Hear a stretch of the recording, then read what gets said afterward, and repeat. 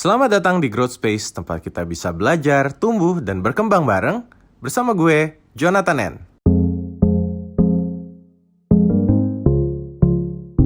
Selagi nunggu salah satu narasumber kita. Nah, ini dia nih, Bang Gemal Panggabean. Halo, selamat sore, Bang. Halo, selamat sore. Suara saya jelas ya? Jelas. Oke, mantap, mantap. Oke, selagi sekalian nunggu teman-teman yang lain buat join, kita ngobrol-ngobrol ringan dulu aja, Bang. Apa kabar? Alhamdulillah baik. Gimana Mas Igun? Alhamdulillah. Aman-aman. Sekarang di mana sih, Bang? Di Jakarta? Saya di Jakarta sekarang. Oke.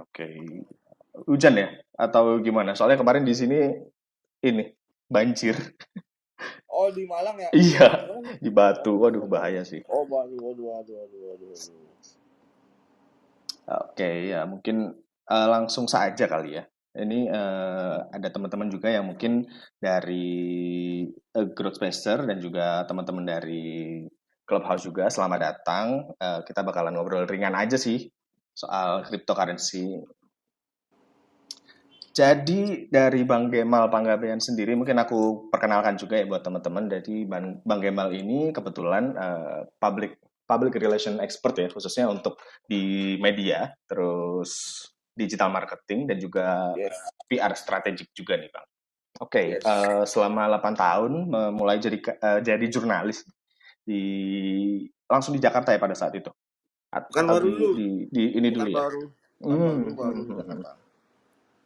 Terus untuk masalah cryptocurrency, beliau ini dari 2020 jadi digital marketing ya dan juga public relation di salah satu startup kripto terbesar di Asia Tenggara yaitu di Indodex. Nah, Yes. gimana tuh Bang ceritanya? Bisa sharing-sharing dikit mungkin pas waktu di Indodexnya seperti apa? Ya kalau di Indodex itu kan sebenarnya kita hanya memberikan bagianku itu khusus memberikan edukasi kepada masyarakat Indonesia atau kepada member gimana sih apa sebenarnya cryptocurrency itu, apa sebenarnya Bitcoin, apa sebenarnya ekosistem seperti blockchain, terus ada DeFi, NFT dan lain-lain. Jadi karena saya memang lead di konten ya di public relation dan di markom, ya juga banyak memberikan edukasi aja kepada masyarakat kepada member lah terutama.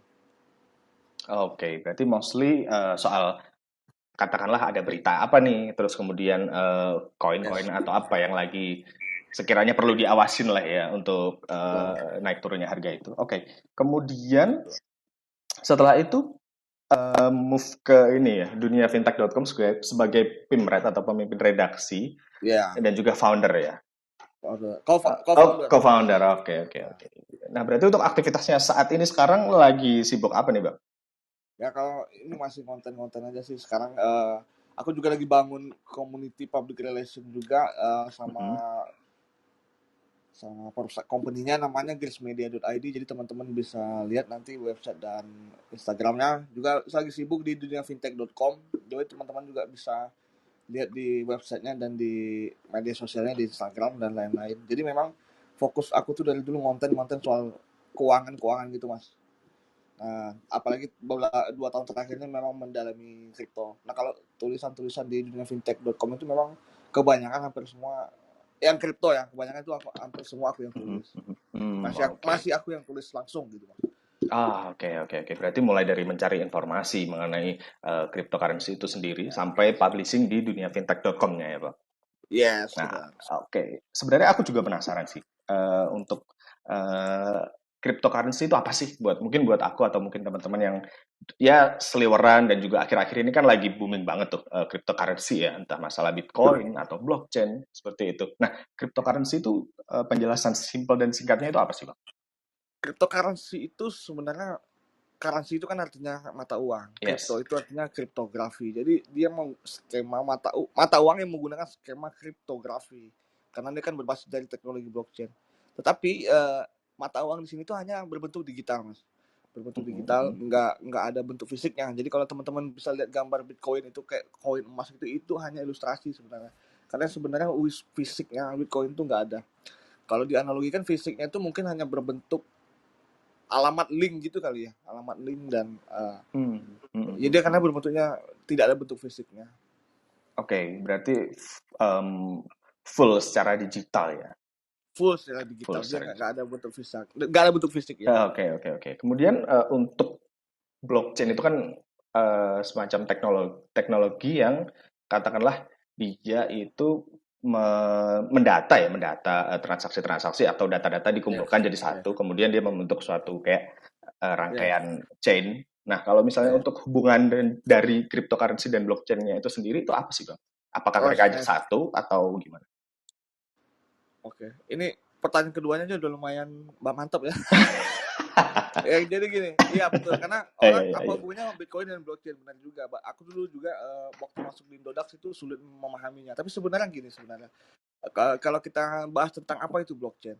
Blockchain itu adalah sebenarnya skema ya, skema server di mana seluruh servernya itu bersifat musyawarah, tidak bersifat authority seperti yang dilakukan Facebook, seperti yang dilakukan developer pada umumnya, Facebook, WhatsApp, iPhone dan segala macam. Jadi kita membuat sebuah aplikasi baru di bidang blockchain atau kita membuat sebuah cryptocurrency baru, itu yang menjadi kita itu bekerja dengan semua penduduknya, dengan semua developernya gitu loh. Jadi tidak berfokus kepada satu developer saja.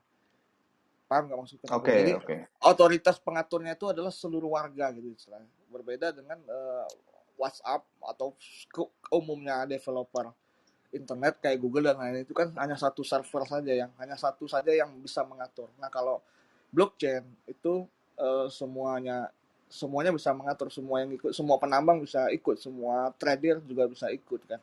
Nah, apa hubungannya blockchain dengan Bitcoin? Karena Bitcoin ini mengadopsi teknologi blockchain. Dia dibuat bukan berdasarkan sebuah pusat otoriti seperti yang dilakukan oleh seperti bagaimana dibuatnya sebuah mata uang, ya kan. Mata uang ini kan biasanya diciptakan oleh Bank Indonesia atau setiap bank di setiap negara. Sementara Bitcoin ini memang diciptakan oleh satu orang, tapi harganya itu ditentukan oleh semua orang yang bisa membeli Bitcoin. Oke. Tapi untuk masalah transaksional dan juga katakanlah server atau mungkin induk dari Bitcoin itu sendiri, itu berarti tidak ada, Bang ya? Jadi semuanya itu berperan aktif dalam jumlah Bitcoin yang ada di Yes, pasar kayak gitu-gitu ya. betul, semuanya berperan aktif, apalagi mungkin dari kayak teknologi NFT yang baru sekarang decentralized finance ya, itu decentralized finance itu seperti kita mengagunkan, dia sistemnya seperti pegadaian, tapi itu kripto ke kripto, jadi kita menggadaikan kripto untuk mendapatkan kripto, pinjaman kripto lagi. Ya, terus ada juga yang sifatnya seperti deposito tapi kripto. Terus ada juga NFT. NFT ini sistem non fungible token. Jadi hak karya kita itu dijual dihargai dengan token seperti Ethereum dan lain-lain. Nah, ini kan yang Hmm. membuat kenapa keberlangsungan Bitcoin dan Ethereum dan lain-lain itu kan terus ada gitu loh. Nah, jadi memang teknologinya banyak dan juga ini akan terus berkembang gitu. Dan sudah mengglobal semua ya, maksudnya orang-orang Secara dimanapun juga udah bisa bertransaksi menggunakan itu kayak gitu. betul sudah bisa bertransaksi menggunakan itu. Oke, kemudian aman nggak sih? Dalam artian ini kan punya orang banyak, kemudian dimusyawarahkan dengan orang banyak. Nah, apalagi Hmm, kemarin juga ada kasus-kasus seperti harganya yang volatilitasnya sangat tinggi kayak gitu. Nah, kira-kira kalau menurut Bang Gemal sendiri itu aman nggak sih cryptocurrency ini? soal aman nggak amannya sebenarnya nggak ada yang bisa menjamin mas sebenarnya. Ah, Cuman begini, oke. ya cuman begini kalau kita lihat kita ukur aja dari produk investasi lain misalnya kayak rumah, misal katakanlah properti atau rumah adalah produk investasi yang paling menguntungkan lah, yang paling ini karena juga fungsinya juga bisa kita tempati, terus harganya juga pasti naik. Tapi apakah ada keamanan di situ? Nggak juga kan. Ada yang rumah yang kena banjir, ada yang rumah yang rentan dengan tindakan kriminal, perampokan dan lain-lain. Nah, sejauh ini kalau aku lihat tentang di blockchain itu sendiri, di Bitcoin itu sendiri, mungkin ada beberapa koin-koin yang bisa tergolong lebih aman dibandingkan dengan koin-koin yang lain. Misalnya Oke. kalau aku sih berasumsi mungkin bisa saat koin yang 20 ranking besar. Jadi ranking koin itu bisa dilihat di coinmarketcap.com. Jadi itu ada urutan koin-koinnya. Jadi mungkin 20 koin besar atau 50 koin besar yang ranking 1 sampai ranking 50 itu mungkin masih terbilang aman meskipun cenderung naik turunnya itu lumayan lumayan drastis ya gitu. I see. Berarti memang keamanan dan juga istilahnya kepastian dalam tanda kutipnya ini ya tergantung dari kita menyikapinya ya Bang ya. Betul, karena Oke, oke. aku nggak bisa jamin juga kayak ada koin-koin baru yang akhirnya tutup, yang akhirnya duitnya nggak bisa ditarik, yang akhirnya turun lagi. Banyak banget mas, banyak banget. Iya, iya. I see, I see. Karena kemarin juga sempat yang paling ramai itu kasusnya Elon Musk yang nggak menerima Bitcoin lagi ya sebagai alat pembayaran untuk beli Tesla dan juga produknya dia ya. Yes, ya itu salah satu ini ya mungkin ya. Salah satu dia melihat bahwa sebenarnya itu bukan soal keamanannya, tapi soal bagaimana miningnya itu pertambangan Bitcoin itu kan Mm-mm, pakai mm-mm. komputer dengan unit VGA ratusan VGA gitu kan panas banget. Nah jadi dia nggak mau. Tapi sebenarnya teknologi lain kayak DeFi, decentralized finance itu yang mana orang dapat koin tuh nggak hanya mining aja kan. Nah, I itulah yang see. lebih membuat cryptocurrency ini lebih ramah lingkungan gitu. Oke, oke, oke. Nah, untuk kasus ya, ngomongin kasus ya, kemarin kan juga sempat ada koin Squid. Nah, itu Oh gimana tuh, Bang? Itu gimana tuh, Bang? Kan pasti ini ya, iya iya salah satu yang bikin kaget juga kan dari yang awalnya cuman iya satu iya iya sen, terus habis itu iya. melambung. Nah, itu gimana tuh? Karena gini ya mungkin dia memanfaatkan momen Squid Game yang lagi viral ya kan. Iya, Jadi Squid Game lagi viral dibikinin koin. Jadi sebenarnya gini mas Ibnu, semua orang itu bisa bikin Bitcoin, semua orang bisa bikin koin, semua orang bisa bikin semuanya. Misalnya semua orang kita bikin, aku bikin koin atau Bang Gemal bikin koin, itu bisa juga ya berarti? bisa, Ah, semua orang ah, bisa bikin koin. ah. Oke, oke. Cuman kan yang jadi problemnya di sini atau yang terpentingnya adalah bagaimana metode koin ini, bagaimana koin ini bisa memberikan value kepada dunia finansial ataupun dunia kehidupan lah. Cuman kan banyak orang-orang developer yang tidak bertanggung jawab memanfaatkan momen kayak Squid Game, momen kayak begitu-begitu terus ya dia bikin itu hanya menghimpun dana orang kemudian harganya naik terus dia turunkan lagi. Nah ini kan memang Iya, iya. memang ya, sebenarnya koin-koin seperti ini banyak mas, nggak hanya Squid juga. Dulu aku tuh nggak percaya kalau Shiba Inu tuh wah katanya menyaingi Doge, aku nggak percaya sampai sekarang aku nggak punya Shiba Inu tapi ternyata memang Shiba Inu tuh terbangnya luar biasa ya bisa 20 kali lipat jadi bisa padahal harganya masih murah. Nah gitu sih, jadi koin-koin baru tuh memang seperti Squid Game atau ada Buff the Way coin apa lagi namanya yang baru-baru itu memang perlu hati-hati. Oke, oke. Berarti katakanlah kalau misalnya bikin koin ya dalam artian bikin Hmm. koin atau token itu sendiri. Kayak kalau misalnya perusahaan besar membuat koin dan itu valuasinya tuh bisa tergantung sama kondisi perusahaan atau misalnya permintaan pasar atau gimana tuh Bang? Atau ketersediaan koinnya itu sendiri. Betul. Ini pertanyaannya menarik sekali. Jadi gini, iya, Oke. harga Bitcoin saja itu kan sekarang 880 juta round ya, round Aha, aha. 880 juta. Ethereum itu around 65 juta. Sorry, 64 juta. Nomor 3 ada BNB around 8 juta.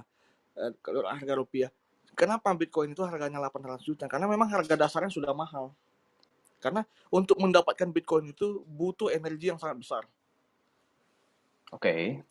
Itu Mhm, yang pertama. Yang kedua juga begitu juga dengan Ethereum, ya kan? Harga Ethereum itu starting sama dengan Bitcoin, startingnya receh juga, ya kan? Mulai dari harga yang rendah terus naik, terus naik, terus naik. Karena memang semakin lama Bitcoin, semakin lama Ethereum itu semakin susah untuk didapatkan karena memang plan mereka dari awal adalah seperti Bitcoin, Ethereum dan beberapa koin besar. Memang semakin lama mereka akan semakin sulit didapatkan. Jadi mhm. itulah yang menjaga sehingga pasokannya langka nanti di kemudian hari sehingga harganya mahal. Jadi begitu dia mas analoginya. Jadi kalau kita bikin koin baru sebenarnya ya kita lihat juga harga dasar koinnya berapa. Apakah Hmm. kita punya biaya untuk membuat itu? Ya makanya Shiba Inu kan sampai sekarang masih di bawah Rp1, 0,000 sekian USD kan. Nah seperti itu. Oke, oke, oke. Mm-mm. Berarti dengan banyaknya koin-koin yang bermunculan dan juga kondisi market yang sepertinya dalam beberapa jangka waktu ke depan untuk perkembangan kripto sendiri masih ini ya, masih istilahnya masih aman dan juga masih bisa dikategorikan sebagai salah satu instrumen investasi atau seperti Yes, apa nih? kalau di Indonesia sebenarnya lebih kepada instrumen investasi, Mas. Hmm, hmm, hmm. Negara lain itu memang digunakan untuk alat pembayaran kan. Udah banyak yang halo, Halo, halo, aman, aman ya. aman, aman. Udah banyak yang digunakan untuk alat pembayaran. Tapi kalau di Indonesia itu lebih sifatnya kepada aset. Jadi seperti emas, seperti apa namanya, seperti ya Swiss perak atau yang lain-lain itu kan bisa di permata gitu ya, untuk dibeli saja dan untuk disimpan dan kemudian nanti harganya naik gitu aja sebenarnya kalau di Indonesia. Oke, oke, oke. Berarti memang untuk saat ini, maksudnya untuk penggunaan secara umum ya, dalam artian penggunaan secara umum itu memang masih belum deploy atau termanfaatkan katakanlah secara umum kayak gitu, Bang. Ya, sorry tadi agak keputus sedikit. Gimana Bang? Oke, Mas? Sorry. berarti untuk sekarang ini, maksudnya untuk kondisi di akhir tahun 2021 ini, untuk Bitcoin ataupun koin-koin yang lain, berarti masih berupa aset ya, masih berupa aset yang istilahnya Masih. diperdagangkan kayak gitu. Yes, masih. Oh ya, tadi Hmm. gini. Kalau secara prospektif sebenarnya bidang-bidang baru kayak ada. Dulu kita nggak pernah kenal namanya DeFi. Dulu kita nggak pernah kenal namanya NFT, non-fungible token. Dulu kita nggak pernah dengar namanya yang lain-lain. Tapi kan di sini terus bermunculan gitu loh Mas. Yes. Jadi selalu ada bidang-bidang baru di dalam blockchain ini yang bermunculan sehingga nantinya ini menciptakan ekosistem yang benar-benar berfungsi atau benar-benar dibutuhkan masyarakat sehingga penggunaan Bitcoin, Ethereum dan semua altcoin itu memang bisa dekat dengan masyarakat sehingga harganya naik gitu. Apalagi memang plan dari awal itu bahwa memang nantinya cryptocurrency ini akan semakin sulit untuk didapatkan di tahun-tahun mendatang. Oke. Berarti untuk masalah prospektusnya berarti masih aman ya kalau khusus untuk cryptocurrency dan teknologinya kayak gitu, Bang. Iya, masih aman, tapi menurutku untuk koin-koin besar kayak ranking 1 sampai ranking 20, ranking 100 pun kulihat masih aman sih, Mas. Oke. Kalau lihat itunya berarti di websitenya mana? Coinmarketcap.com. Coinmarketcap.com. Oke, buat teman-teman ya, mungkin yang pengen istilahnya cari tahu dulu nih apa kayak gitu ya kan, karena kan kalau misalnya investasi kan kita nggak boleh benar-benar fear of missing out ya. Wah, ini orang-orang pada update story naik terbang ke bulan lah, terus ijo lah itu, wah taruh di sini. Nah kan yang bikin ludes kan sebenarnya itunya juga kan, Bang. Benar. Iya, oke. Mungkin sebelum lanjut, mungkin aku invite teman-teman aja ya yang pengen sharing juga terkait katakanlah portofolionya. Pernah nggak sih beli kripto atau mungkin malah cuan luar biasa atau bahkan keboncos di sini? Mungkin buat teman-teman bisa langsung raise hand atau saya invite dulu. Mungkin ada yang baru nih, Mas Adam Pamungkas. Oke, naik Mas.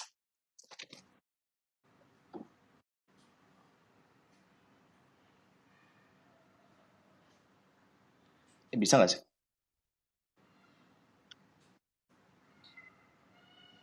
Nah, halo, selamat sore Mas Adam.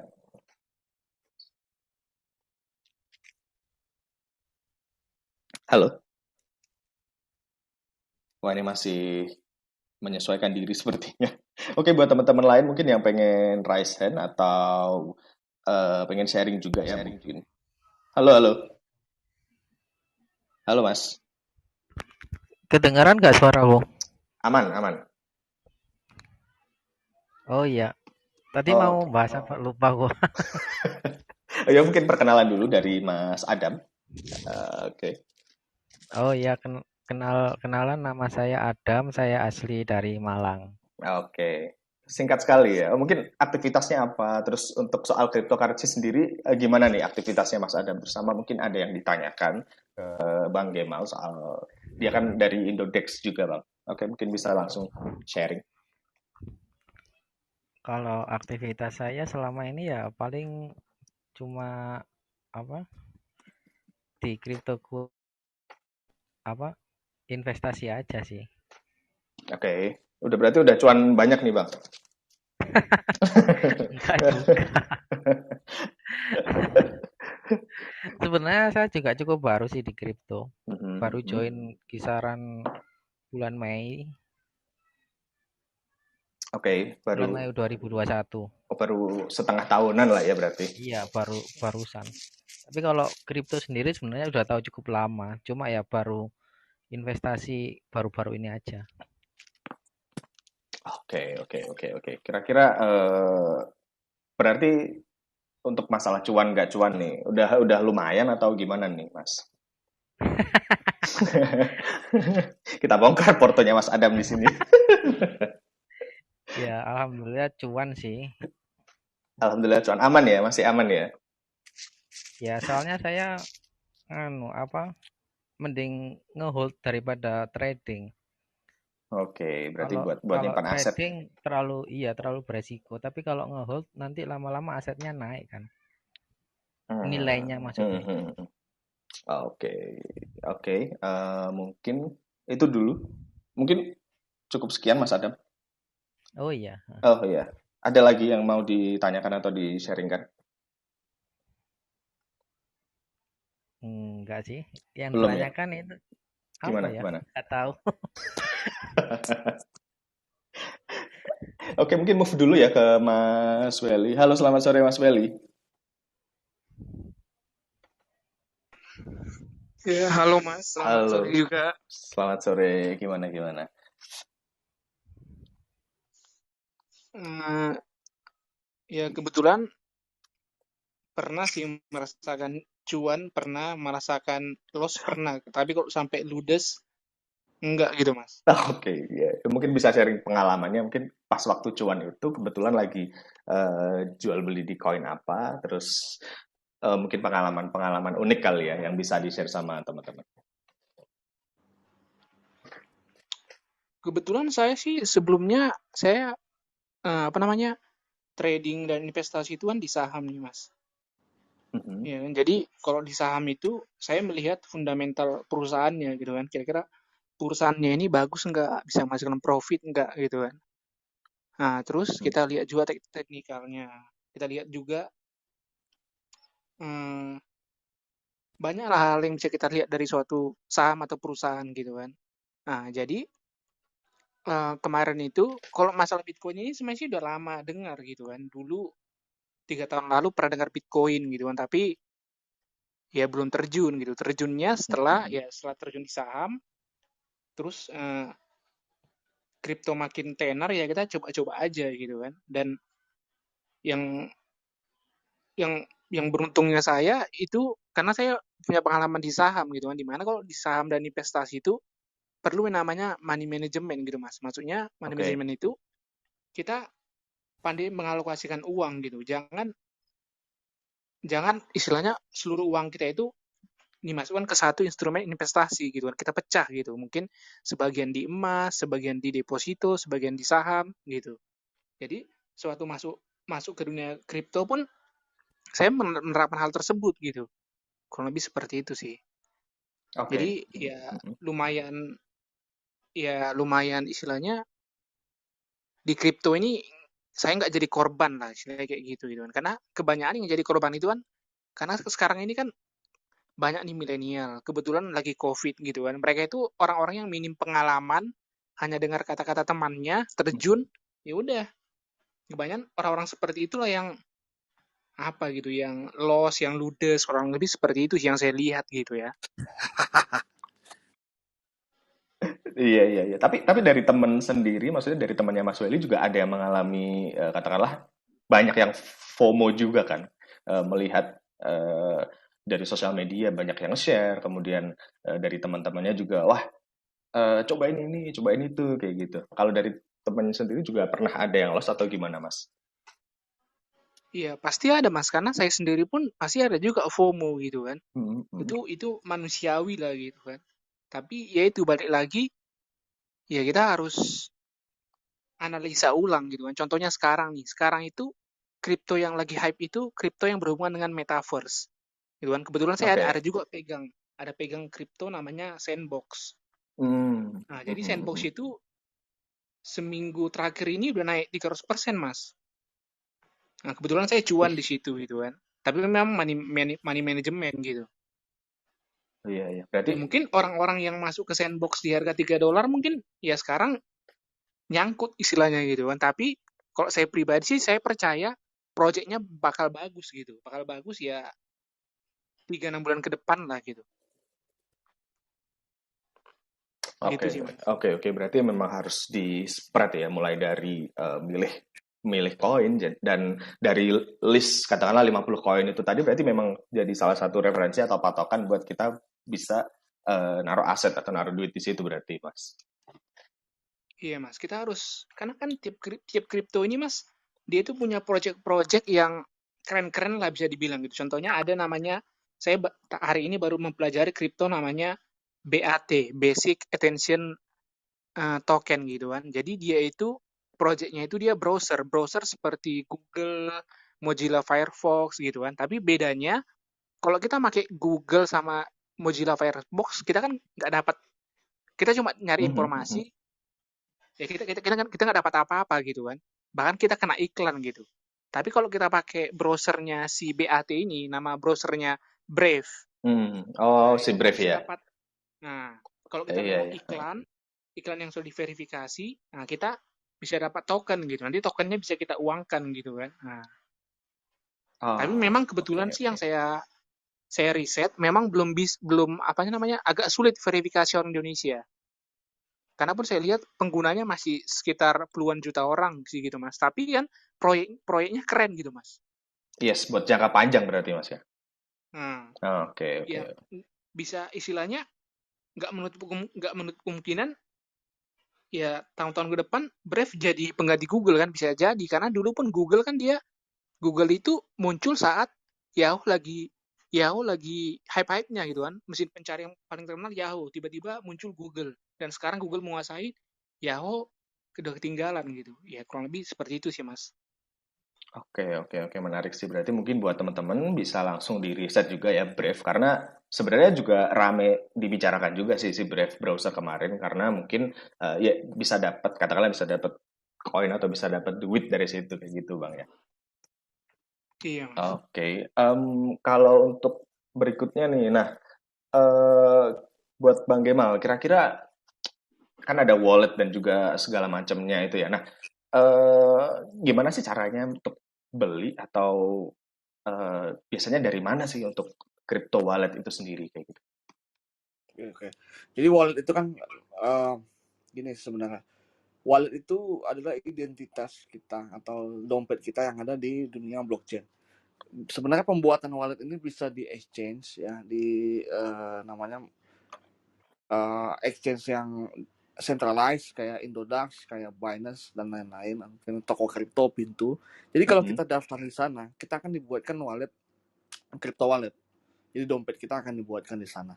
Nah, wallet ini juga ada yang di decentralized exchange kayak Uniswap, kayak mungkin kalau Indodax itu punya Tanpol Finance. Jadi terus ada PancakeSwap dan lain-lain. Yang biasa diumumkan, yang biasa umum dipakai orang tuh mungkin PancakeSwap ya. Nah, jadi juga ada juga ada menyediakan wallet. Nah, jadi wallet itu yang sebenarnya berguna untuk menjadi ini kita, kantong kita, dompet kita, sehingga kita bisa menyimpan banyak alamat-alamat seperti Bitcoin dan altcoin dan lain-lain. Oke, berarti bisa langsung, misalnya langsung daftar ke Indodex atau mungkin di tempat-tempat yang lain itu atau marketplace yang lain ya Bang ya. Berarti bisa Iya, langsung betul. dapetin itu gitu ya. Biasanya ada proses Mhm. persyaratan dulu, Mas Ibnu. Oh, oke, oke. Biasanya kalau di Indonesia marketplace kayak di Indodax dan lain-lain itu mungkin harus registrasi KTP dan lain-lain dulu. Dan memang itu harus punya KTP karena dia nggak bisa, anak di bawah Bawah umur tuh umur. nggak bisa main. Oke, berarti istilahnya untuk safety atau legitimate-nya bisa dipastikan ya cukup safe juga lah ya. Berarti kalau misalnya untuk melalui marketplace itu sendiri kayak gitu. Atau Sebenarnya sangat gimana gimana gimana Bang? sebenarnya pembobolan wallet itu banyak terjadi, bukan banyak terjadi, beberapa kali terjadi. Cuman kan memang Oke. rentan lebih aman dibandingkan wallet-wallet kayak rekening kita di ATM gitu. Misalnya seperti itu. Karena ini kan menggunakan prinsip blockchain tadi, Mas. Jadi harus ada konfirmasi bahwa kita transfer uang itu, transfer kripto itu harus ada konfirmasi. Beda-beda. Misalnya kayak USDT itu sekitar 5 sampai berapa konfirmasi aku lupa. Di setiap token atau setiap Mhm, mhm. uang yang kita kirimkan itu harus ada konfirmasi sehingga orang tahu bahwa kemana nih uangnya nanti, kemana uangnya nanti. Jadi bisa ketahuan juga. Gampang banget mengecek misalnya uang kita hilang di wallet, atau sorry Bitcoin kita atau Ethereum kita hilang di wallet. Gampang, melacaknya tuh gampang. Selagi belum dicairkan ke bentuk rupiah, dolar dan lain-lain ya. Oh iya, oke. Berarti memang harus ekstra hati-hati juga ya, karena ya gimana Mm-mm. gimana lagi, karena itu kan jadi salah satu aset kita. Kemudian kalau untuk mendapatkannya nih, mendapatkan kayak tadi token, terus habis itu eh, Bitcoin dan segala macamnya, apakah cuman kita bisa apakah kita cuman beli atau mungkin ada cara-cara lain sih Bang yang buat Oke. bisa dapetin itu? Oke. Yang paling umum atau yang paling sering mungkin trading ya, karena memang caranya gampang banget. Kita tinggal daftar di platform, terus kita depositkan uang, terus kita beli. Dulunya Bitcoin ini kan sampai sekarang Bitcoin ini kan dia ditambang, di mining di dalam sebuah situs atau di pool mining Bitcoin itu, yang Mhm. mana kita bisa mendapatkannya dengan komputer yang sangat harus canggih dan teknologinya sangat harus kuat lah gitu VGA-nya. Mhm, mhm. Bisa memakan biaya yang cukup mahal, makanya harga Bitcoin itu sudah mahal. Nah, Ethereum juga begitu, ada di mining bisa ditambang, Dogecoin juga, tapi Dogecoin lebih mudah mendapatkannya, makanya harganya masih murah ya, masih receh. Nah, selain mining, beberapa tahun yang lalu tercipta namanya decentralized finance, itu tadi DeFi. Nah, DeFi ini memungkinkan kita untuk mendapatkan kripto dengan cara yang lebih mudah daripada mining. Bisa lewat handphone, bisa. Makanya saya tadi kalau tentang Uniswap, PancakeSwap, dan yang biasanya koin-koin yang didapatkan dari swap, itulah sebenarnya teknologi decentralized finance. Jadi kita semacam menjaminkan kripto untuk Mhm, mhm. mendapatkan kripto lain. Nah, biasanya memang Oke. kripto-kripto baru nih yang menjadi tembakan. Seperti itu. Oke. Berarti istilahnya benar-benar persiapannya tuh harus ekstra juga ya, karena ya kayak itu tadi, kayak temen juga kan ada tuh yang dia miner dan dia udah Mm-mm. hitung-hitungan mulai dari listrik, mulai dari Mm-mm. modalnya dia berapa. Kan kemarin dari VGA Mm-mm. sempat melambung gara-gara pada dihunting sama miner juga itu kan. Iya, iya. Iya itu. Dan dia pun bilang, cerita sih, bikin tweet di Instagram, bikin highlight Mm-mm. story gitu, dia jumlah eh, modalnya dan juga hasilnya itu karena masih belum sebanding, karena ya mungkin dari kesulitan mendapatkannya itu tadi Bang ya. Betul, karena gitu sebenarnya. Tapi sekarang kan udah hadir yang lebih gampang. Di selain DeFi aja udah hadir kayak sandbox tadi yang cerita Bang Willy, itu bisa didapatkan dari main game. Terus kayak Basic Attention Token juga bisa didapatkan karena dia sifatnya hampir sama kayak Google Search ya.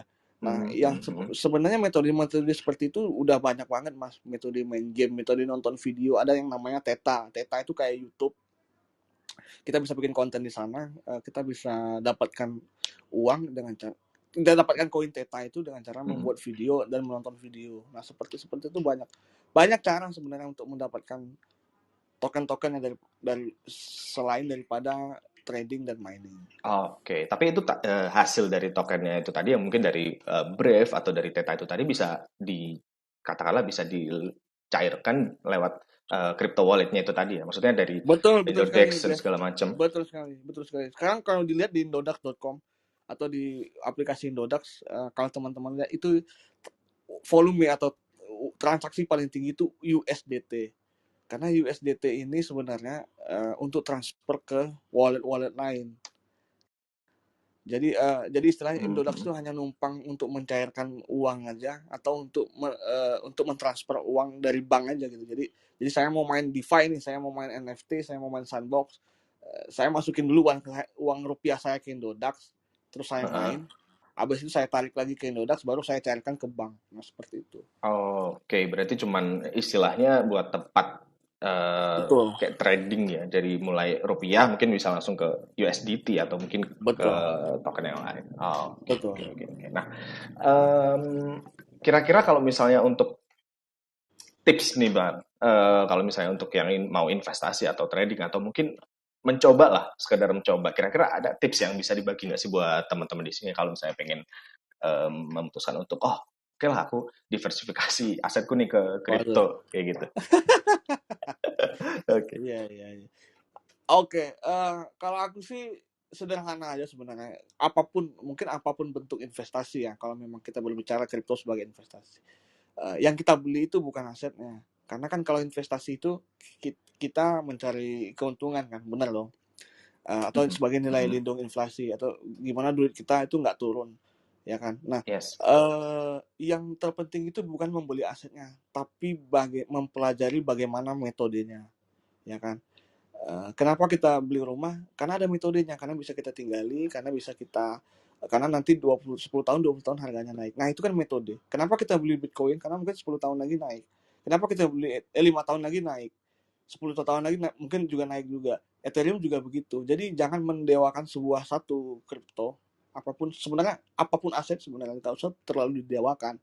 Karena yang terpenting adalah metode. Jadi teman-teman ingin bermain dengan modal kecil, mungkin bisa main di koin-koin micin kayak Squid kemarin, atau kayak Buff Dogecoin atau dan lain-lain. Teman-teman punya modal yang besar, ya mungkin bisa bermain di koin yang lebih aman seperti Bitcoin, Ethereum, BNB dan lain-lain. Atau mungkin bisa main di saham, karena saham juga penurunannya juga nggak terlalu jauh dan kenaikannya juga, meskipun kenaikannya cukup pelan gitu. Yang perlu dipahami itu di kripto adalah sebenarnya metodenya.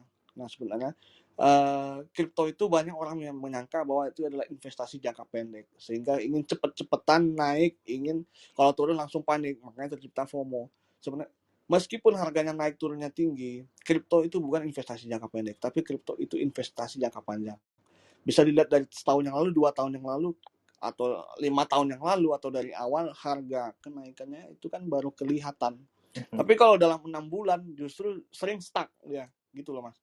Mungkin harga Bitcoin 6 bulan yang lalu masih sama dengan yang sekarang. Tapi harga Bitcoin tahun lalu Bitcoin hanya sekitar 200 juta. Sekarang 880 juta. 2 tahun yang lalu mungkin lebih murah lagi, sekitar 90 jutaan. Nah, seperti itu Mas. Oke. Berarti memang harus benar-benar mempelajari ya, mulai dari bagaimana metode satu koin itu bekerja, terus kemudian sumbernya dari mana juga, kayak gitu. Betul. Nah, Betul. Oke. Mungkin ngomong-ngomong koin micin nih Mas. Nah, kalau misalnya yang dimaksudkan atau yang didefinisikan sebagai koin micin dan juga misalnya koin yang lebih legitimate itu tadi tuh bedainnya tuh gimana? Oke. Sebenarnya apa bedanya koin micin dan koin-koin yang ini kali? Itu mungkin pertanyaannya. Yeah. Koin-koin udah top gitu. Oke. Benar. Koin-koin micin ini benar-benar koin yang baru lahir Mas. Biasanya dia didapatkan dari decentralized finance kayak PancakeSwap, terus yang hampir sama dengan Uniswap juga bisa, dan beberapa platform decentralized lain ya. Nah, jadi harganya tuh murah banget, bahkan jauh di bawah Rp1. Kayak dulu Shiba itu bisa dikategorikan sebagai koin micin, mungkin sampai sekarang harganya sangat murah. Jadi yang diharapkan adalah kenaikan yang fantastis di periode awal. Karena setelah itu koin-koin micin itu pasti sudah hilang, pasti kayak kejadian Squid Coin ini ya, turun dan segala macam. Kayak Shiba juga udah turunnya kemarin sempat naik ke 0,009, sekarang 0,004 apa 005, udah turun setengahnya. Jadi ada beberapa metodenya adalah kalau mau main di koin micin ya kan, harus paham dulu tentang decentralized finance, harus paham dulu tentang PancakeSwap, Ethereum dan segala macam. Nah, sebenarnya ribet, terus untungnya tinggi-tinggi, asal bisa mematok keuntungan, atau kalau dibilang Bang Willy tadi money management ya, atau dengan time frame yang sangat cepat. Misalnya katakanlah kita ingin main di koin micin, katakanlah misalnya aku mungkin kalau hilang uang 3 juta atau 5 juta, ya udah nggak apa-apa, ya udah, atau mungkin lebih kecil ya, kayak 1 juta atau 100 ribuan gitu kalau kita main di koin micin ini. Jadi kalau dia memang hilang udah nggak apa-apa. Karena yang diharapkan orang adalah kalau dia hilang nggak apa-apa, tapi kalau naik dia itu bisa 10 kali lipat dalam hitungan hari atau dalam hitungan minggu. Inilah seperti terjadi di Shiba Inu. Tapi memang setelah itu penurunannya juga langsung anjlok ya. Kebanyakan para stakers, kebanyakan para stakers itu atau orang yang staking, dia hanya bermain dalam periode tertentu aja, dan dia sudah mematok target dulu. Udah, gue spend 5 juta atau gue spend 1 juta, duit yang nggak apa-apa 1 jutanya hilang, tapi untungnya 1 juta ini bisa jadi 10 juta dalam waktu 1 bulan misalnya. Jadi hanya seperti itu aja metode koin-koin micin. Oke. Berarti yang ngebedakan berarti masalah time frame dan juga kira-kira dari jump start dari koin itu yang Yes, kita taruh itu ya. Berarti hitungannya betul. bisa termasuk gambling juga dong ini. Namanya stake kalau dilihat artinya apa? Judi, taruhan gitu. Ah iya, taruhan. Oke, Nah, oke, itu oke. dia. Benar-benar I see. Mm-mm. Nah, Itu kalau mas. misalnya ngomongin cuan atau ludes ya, sesuai dengan judulnya kita. Nah, dari Bang Gemal sendiri ada pengalaman cuan atau ludes nggak sih yang bisa di-share? Kan ini Iya bisa sih. bisa Aku bisa. Oke. pertama kali main tuh tahun 2017. Modal kalau nggak salah sekitar di bawah 500 ribuan lah. Coba-coba. Dan ternyata 500 ribu itu jadi 40 ribu. Terus akhirnya masuk Indo DAX 2 bulan belajar lihat-lihat dulu, lihat. Mhm. Akhirnya beli Ethereum harganya 7 juta mas. Dan saya hanya fokus di Ethereum aja. Saya fokus di Ethereum aja karena memang saya lihat memang ini seperti yang dibilang Bang Willy tadi, kalau kita lihat fundamental usahanya, fundamental bisnisnya, Ethereum ini bagi saya bagus. Nah, saya belilah di sekitar 1 ETH mungkinnya waktu itu saya beli 7 juta dan tiba-tiba dia meledak naik. Saya sempat taking profit di 58 juta Wih. dalam waktu 4 bulan atau 5 bulan gitu. Tapi saya loss juga banyak. Saya main di stake itu tadi ya. Jadi teman saya seorang staker, dia bilang, staking aja. Gue udah dapat staking Shiba Inu nih, gue udah kaya mendadak. Memang dia kaya mendadak karena staking Shiba Inu itu kan. Jadi akhirnya aku coba beberapa kali turun. Nah, pas turun di cut loss. Nah, itu yang bikin rugi. Kalau rugi ya Oke. Wajar lah lumayan ya. sih. Iya wajar, dan banyak juga kayak capek udah rugi aja, kadang-kadang emosi gitu kan. Jadi Benar-benar. sebenarnya yang bikin rugi itu adalah diri kita sendiri. Jadi kalau kita gagal itu ketika kita berhenti kan. Jadi saya nggak pernah berhenti lah, saya coba terus ya. Akhirnya sekarang saya baru main lagi dari Juni itu harga turun, kebetulan dapat Ethereum di harga 40 juta, sekarang harga Ethereum udah 64 juta ya, kemarin sempat 66 juta.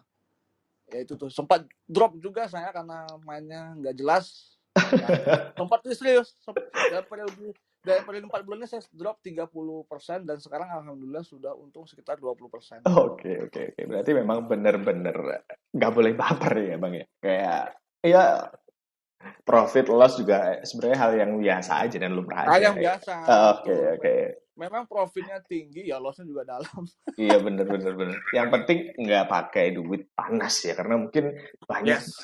sekali. Ada cerita teman saya itu Yes. dia pinjol. Ya Allah. Waduh. Dia pinjol banyak, terus istilahnya nge-stack, katakanlah tanda kutip nge-stack di salah satu koin, dan bener rugi pas intinya pas dia turun dia panik, udah langsung dijual semua, padahal nggak berapa lama setelah dia turun itu dia naik lagi. Wah, Akhirnya rugi di situ sih. Iya. Karena dia mungkin nggak paham metodenya kali mas. Bisa makanya. Mm-mm. Oke. Mungkin dari teman-teman yang pengen sharing juga bisa langsung raise hand ya, aku invite ke atas, atau mungkin balik lagi nih ke Mas Welly. Halo Mas Welly, masih di sini? Masih, Mas. Oke. Nah, kalau misalnya dari Mas Welly sendiri sih, kira-kira katakanlah prediksi 1 sampai 5 tahun ke depan nih buat kripto, atau mungkin secara luas ya untuk masalah teknologi blockchain sendiri. Ini kan pasti mempelajari juga. Nah, itu kalau menurut Mas Welly itu gimana tuh? Kalau yang saya lihat sih adopsinya makin banyak ya Mas ya. Mungkin dulu setahun yang lalu itu orang masih bingung gitu blockchain ini mau dibawa kemana gitu kan. Tapi kalau kita lihat sekarang kan dia udah bisa masuk ke semua hal gitu kan. Ke game bisa, ke browser bisa, ke dunia finansial bisa gitu kan. Bahkan blockchain ini bisa dipakai untuk pemilu gitu Mas. Dimana kan pemilu ini kan banyak terjadi kecurangan penghitungan suara kan. Oke. Kebanyakan seperti itu yang terjadi. Tapi dengan menggunakan blockchain ini, itu bisa diselesaikan gitu mas. Gitu dia. Karena kan blockchain ini yang memverifikasi itu ada banyak gitu. Sedangkan kalau di pemilu itu kan yang memverifikasi itu kan manusia nih. Manusianya itu kan ada beberapa dan ya itulah yang menyebabkan bisa dimanipulasi ya. Tapi kalau di blockchain ini semuanya tercatat, semuanya tervalidasi, ya ya itulah dia Mas. Istilahnya blockchain ini banyak gitu manfaatnya kalau kita manfaatkan gitu kan. Bahkan beberapa negara macam El Salvador sudah mensahkan Bitcoin blockchain sebagai alat pembayaran di negaranya gitu kan. Bahkan yang berita Wow. terbaru El Salvador melalui Bitcoin-nya bangun berapa sekolah gitu. Ya, Dari ya situ ya. istilahnya pelan-pelan memang Mas, karena memang teknologi blockchain ini kan masih baru nih, belum ada 10 tahun gitu kan. Nah, itu dia. Jadi pelan-pelan dia dan kita lihat progresnya memang nampak gitu kan. Nah, saya sih melihatnya seperti itu sih Mas. Bahkan institusi-institusi keuangan besar pun udah mulai masuk kan.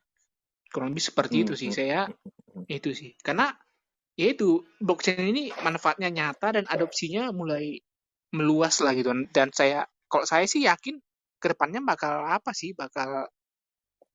makin luas kan. Ya, yang terbaru ya mungkin yang metaverse ini gitu kan dari Mark Zuckerberg gitu. Iya, benar-benar. Maksudnya dari salah satu perusahaan raksasa di dunia, dia mau bikin ekosistem juga. Jadi istilahnya kayak revolusi industri teknologi tersebut ya, Bang, ya, yang bisa ngeadopsi itu tadi berarti. Iya Mas, setuju Mas. Oke. Thank you Bang Welly, terima kasih udah sharing dan juga udah ngasih tips dan juga saran buat teman-teman yang mungkin mau mencoba untuk investasi atau mau mencoba untuk di dunia kripto itu sendiri. Nah, kalau dari Bang Kemal sendiri, nah di Indodex kan, pernah di Indodex, terus kemudian pasti pernah berurusan dengan pemerintahan nih. Nah, gimana tuh? Yes. Gimana tuh Bang? Kalau story, istilahnya inside story dari pemerintahan itu sendiri, kira-kira apakah ada? Ya, kalau dulu saya masuk itu baru-baru disahkan di Bapepti bahwa kripto adalah salah satu komoditas, artinya salah satu barang, artinya salah satu aset yang bisa dipegang untuk investasi. Tetapi sampai sekarang Bank Indonesia masih belum masih belum mengizinkan cryptocurrency ini dipakai sebagai alat transaksi atau alat jual beli. Alat tukar. Nah, kalau sampai sekarang itu ada 13 atau 15 marketplace kayak Indodax, toko kripto dan lain-lain itu yang sudah berizin dari Bapepti. Bapepti ini di bawah Kementerian Perdagangan. Dan kripto yang berizin juga yang sudah mendapatkan izin pemerintah itu ada 229 kripto. Wow. Nah, mungkin bisa dikategorikan 229 kripto ini mungkin kripto yang aman, mungkin seperti itu. Oke. Berarti memang dari pemerintah sendiri kan memang di Bapepti-nya ya, yang istilahnya memberikan izin bahwa ini salah satu komoditas yang bisa diperdagangkan atau diperjualbelikan. Cuman untuk saat ini belum bisa dipakai untuk alat pembayaran di Indonesia ya. Belum bisa. Bisa dikategorikan begitu. Belum bisa, cuman mungkin ya namanya orang jual beli kan ya kesepakatan aja. Sering terjadi kan. Kayak dulu Ernest Prakasa pernah posting di Twitternya, dia bilang boleh dia jual apartemen, boleh dibayar pakai Bitcoin, Ethereum ataupun BNB kata dia gitu. Ya namanya kesepakatan seperti itu siapa yang mau larang? Iya benar. Tapi itu transaksi berhasil Bang pada saat itu. Oke. Ernest maksudnya. Iya yang Ernest. Nggak tahu. Cuman orangnya sempat menawarkan hal itu ya. Sempat menawarkan itu. Oke. Bitcoin, Ethereum dan BNB katanya gitu. Menarik sih. Karena ya mungkin ikut bandwagonnya si ini ya Elon Musk ya yang bisa beli Tesla dan pakai BTC. Yes, benar. Oke, menarik sekali. Mungkin dari teman-teman ada yang ingin bertanya atau raise hand, mungkin bisa ngobrol sama Mas Welly ya, karena pelaku investor di kripto juga dan juga saham, sama mungkin dengan Bang Kemal selaku orang Indodax dan juga sekarang ngurusin dunia fintech.com-nya.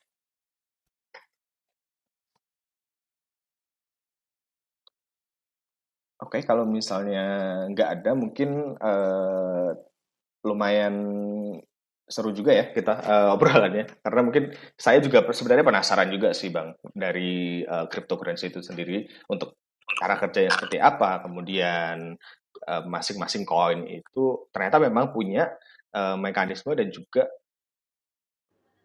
cara kerja mereka masing-masing ya berarti. Yes, benar sekali Bang. Oke, oke, Mas, oke. benar sekali.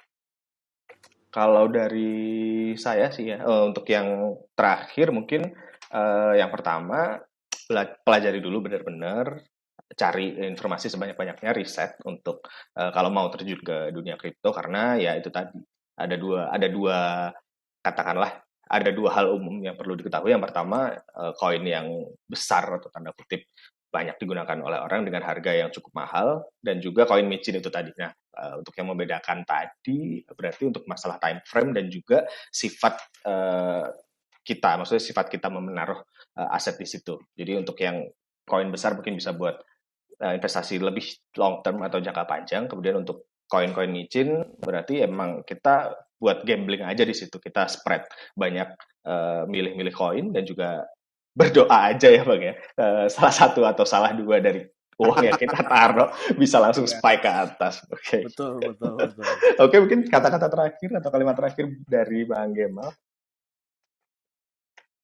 Ya, kalau aku sih yang terpenting ya yang itu tadi kayak yang aku bilang, jangan mendewakan aset, jangan mendewakan satu kripto atau beberapa kripto, tapi yang perlu dipahami adalah metodenya. Karena kan kita menaruh uang di sana untuk mendapatkan keuntungan.